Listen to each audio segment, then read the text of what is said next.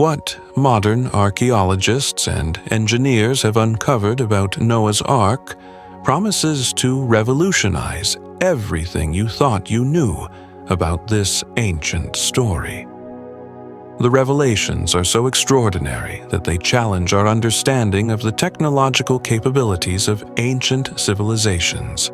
In this video, you will discover astonishing solutions, such as the method used to handle tons of daily waste, water systems that operated without electric pumps, and much more. The construction of Noah's Ark represents one of the greatest feats of naval engineering in antiquity. According to the biblical account in Genesis 6-15, God provided specific instructions for its construction: 300 cubits long, 50 cubits wide, and 30 cubits high. Converted to modern measurements, these dimensions are approximately 443 feet in length, 74 feet in width, and 44 feet in height. For comparison, the Ark was as long as an American football field and as tall as a 4-story building. Although smaller than a modern cruise ship, which can reach up to 951 feet in length, contemporary naval engineers recognize that the Ark's proportions were nearly perfect in length, width, and height, optimized to ensure stability even in the most extreme marine conditions. The construction process faced truly formidable challenges. According to the biblical narrative, Noah, already around 600 years old, led this colossal project for 120 years, aided only by his 3 sons, Shem, Ham, and Japheth, and their wives.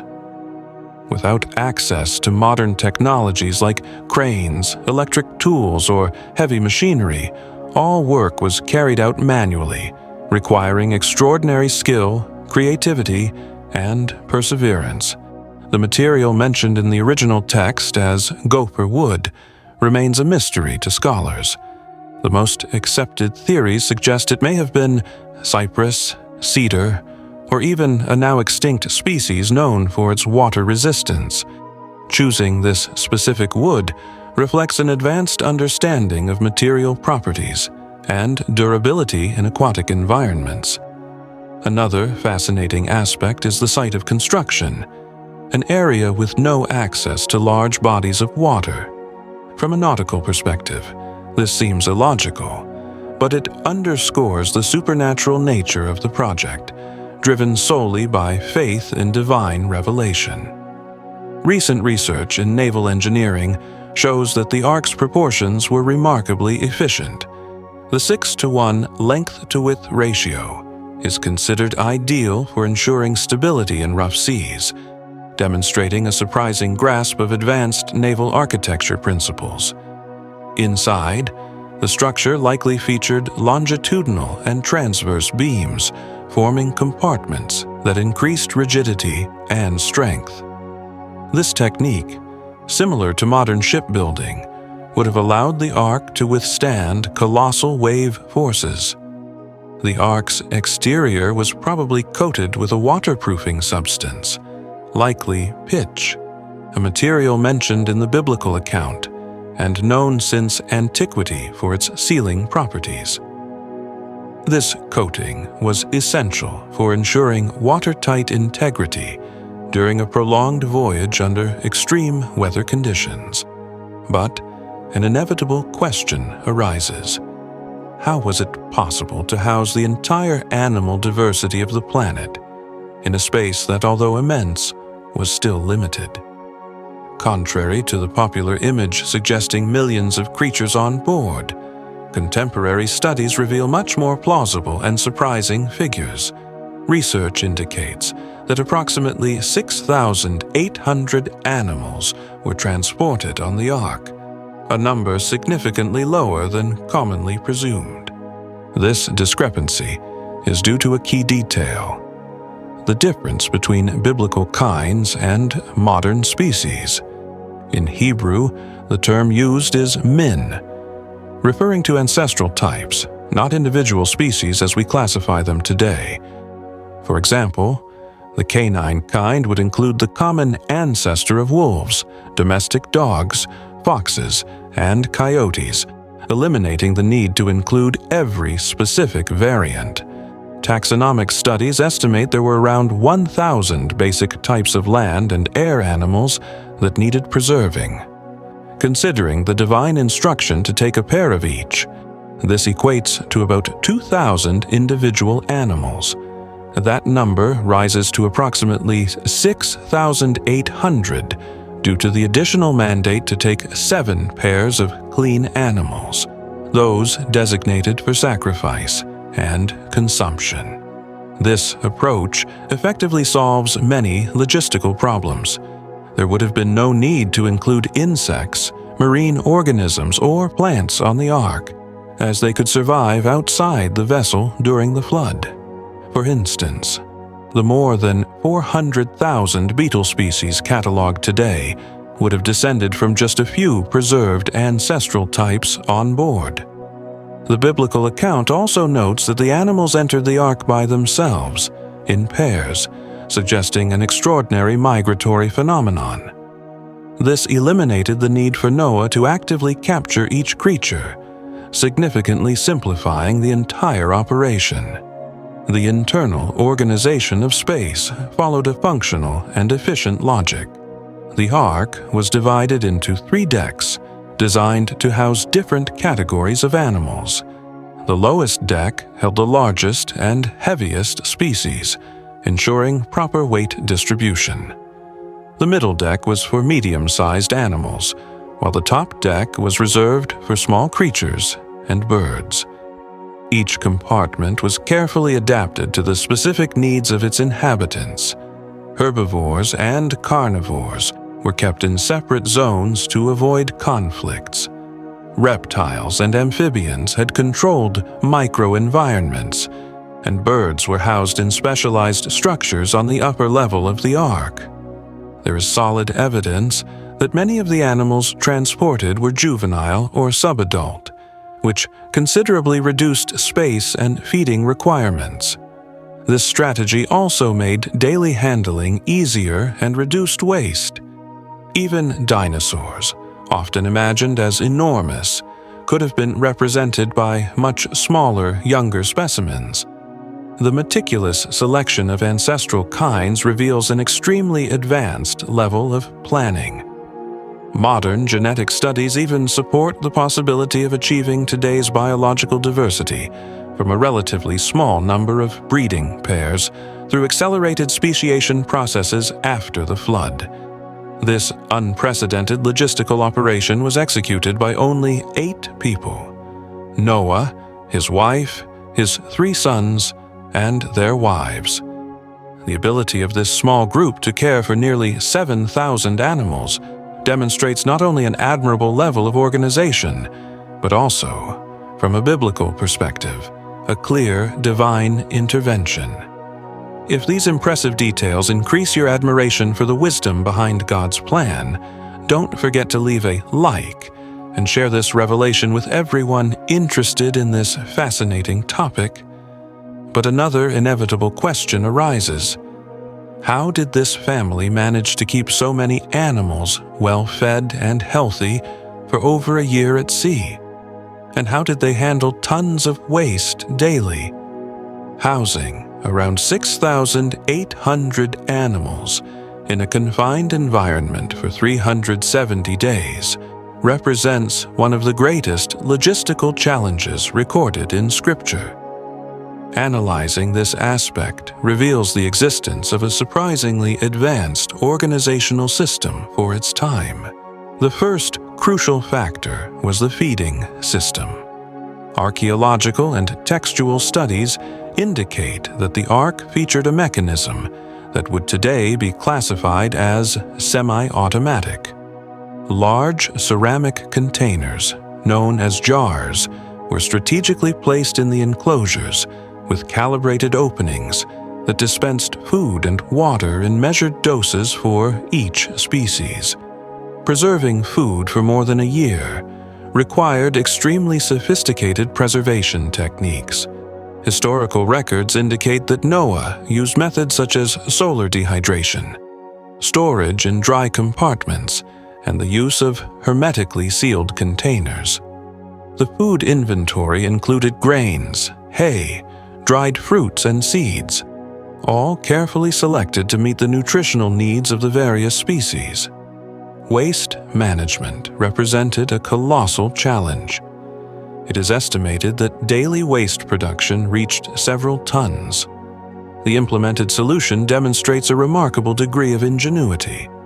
The enclosures were designed with slightly sloped floors that directed the waste toward specific channels.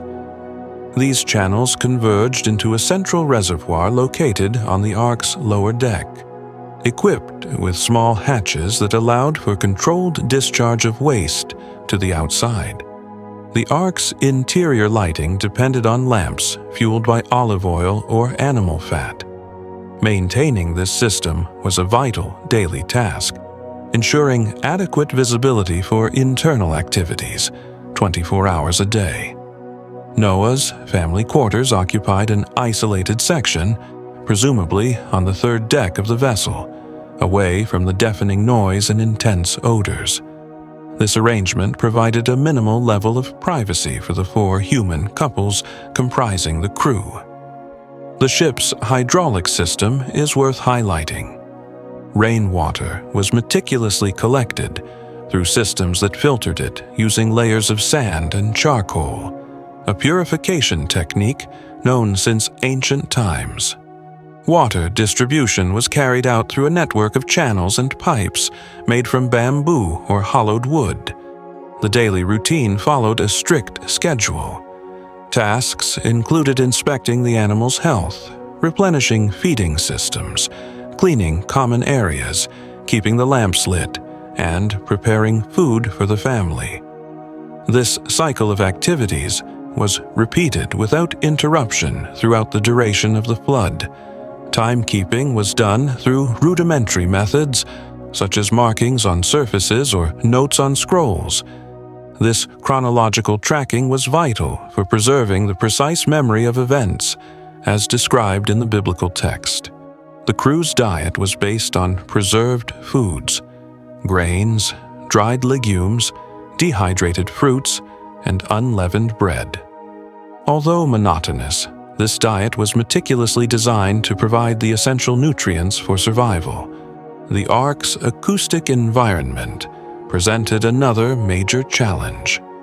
The constant murmur of animal vocalizations, the creaking of the wooden structure, the pounding of the waves, and the relentless rain created a dense and uninterrupted soundscape.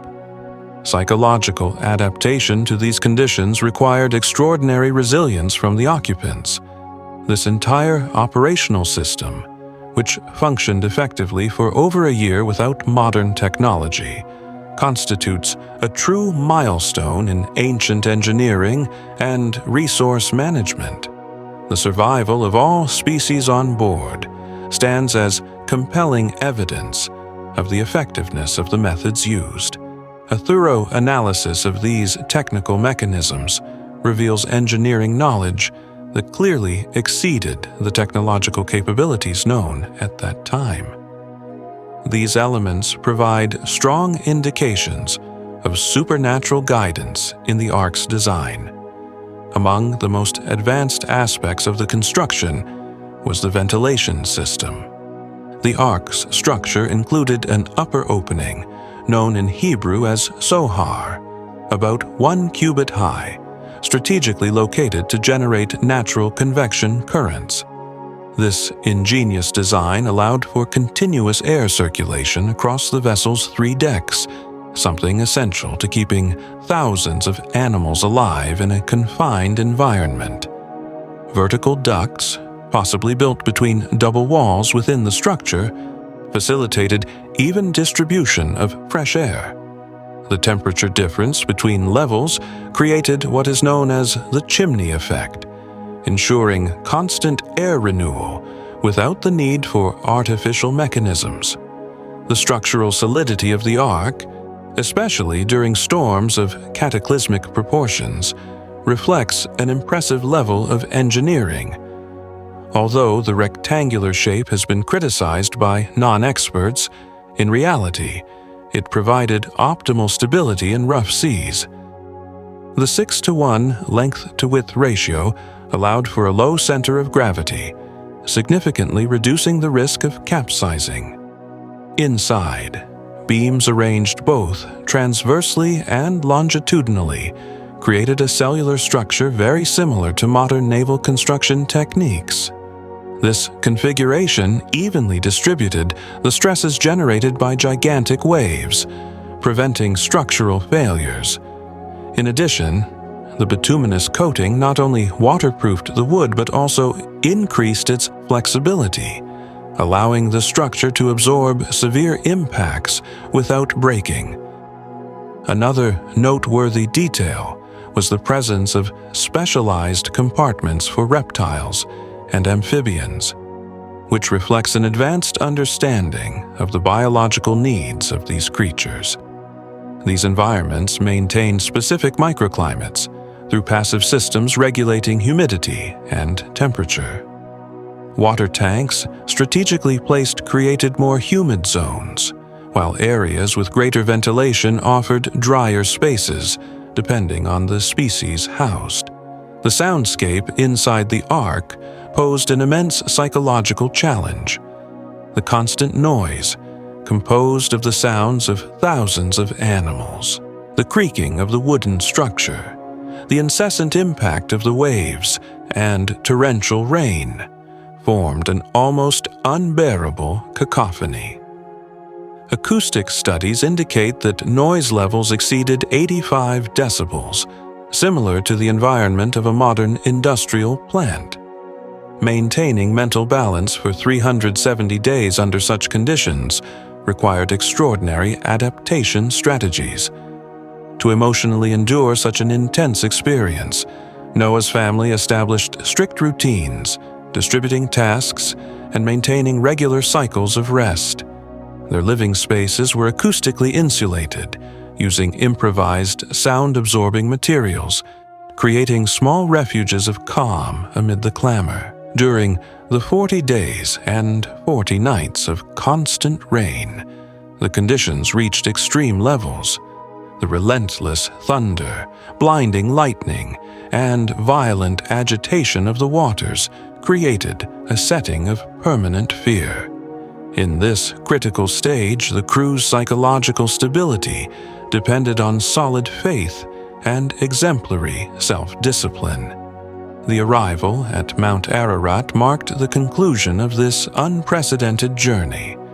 The gradual disembarkation of the animals, the orderly dispersion of species, and the restoration of ecosystems show that even the final moments were executed with meticulous planning. The integrated operation of all systems, ventilation, structural solidity, climate control, and emotional management, reveals a degree of technical sophistication that defies any purely natural interpretation. The flawless operation of these mechanisms for over a year points strongly to divine intervention in every aspect of the design. However, the implications of the flood story are not limited to mere survival. It brings profound biological and spiritual repercussions that transcend the event itself. Modern studies reveal astonishing data about the genetic diversity after the flood and the fundamental changes in humanity's dietary habits. All the genetic variability we observe today, both in the animal kingdom and in humans, comes from the pairs preserved in the Ark. This same principle applies to the 8 human survivors: Noah, his wife, his 3 sons, and their wives. A frequent question among scholars concerns an apparent discrepancy in divine instructions. Genesis 6:19-20 mentions bringing 2 of each kind, while Genesis 7:2-3 specifies 7 pairs of clean animals. However, experts in ancient Hebrew clarify that there is no contradiction. The general instruction was to bring 1 pair of each kind, except in the case of animals considered clean, of which 7 pairs were to be taken for specific purposes such as sacrifice and food. The distinction between clean and unclean animals, which would later be formalized in the Mosaic Law, was already recognized in Noah's time. Initially, this classification was limited exclusively to the sacrificial realm, since before the flood, the human diet was entirely plant-based. During the 370 days aboard the ark, Noah's family sustained themselves with preserved foods, grains, dried legumes, dehydrated fruits, and other carefully stored vegetables. The preservation techniques used ensured adequate nutrition throughout the journey, demonstrating remarkable knowledge in food preservation. Once the flood had ended, a momentous shift occurred. In Genesis 9:3, God declares, "Everything that lives and moves will be food for you." This authorization marked a radical transformation in the human diet. For the first time, the consumption of meat was permitted. This transition to an omnivorous diet was no small matter. The human physiology, originally adapted to a plant-based diet, had to adjust to processing animal proteins, something that likely happened gradually and represented an initial challenge for those who began consuming meat. From a theological perspective, this transition reflects a modification in God's original purpose. In Eden, the diet was strictly vegetarian, suggesting that this was the ideal model for humanity. The permission to eat meat after the flood can be interpreted as a divine concession to the new conditions of the world, likely motivated by the drastic environmental changes that made subsistence more difficult. Current nutritional analyses confirm that the human digestive system retains predominantly herbivorous traits: a long intestine, the absence of true claws, molar teeth designed for grinding, and a much lower production of hydrochloric acid than true carnivores. This dietary shift symbolizes a significant rupture with the original Edenic state, marking the beginning of a new stage in the relationship between human beings, creation, and God Himself. The rainbow, instituted as a sign of the covenant after the flood, sealed this new existential paradigm. And if you wish to continue exploring the mysteries of the Holy Scriptures, click on the suggested video on the screen. May God bless you, and see you soon.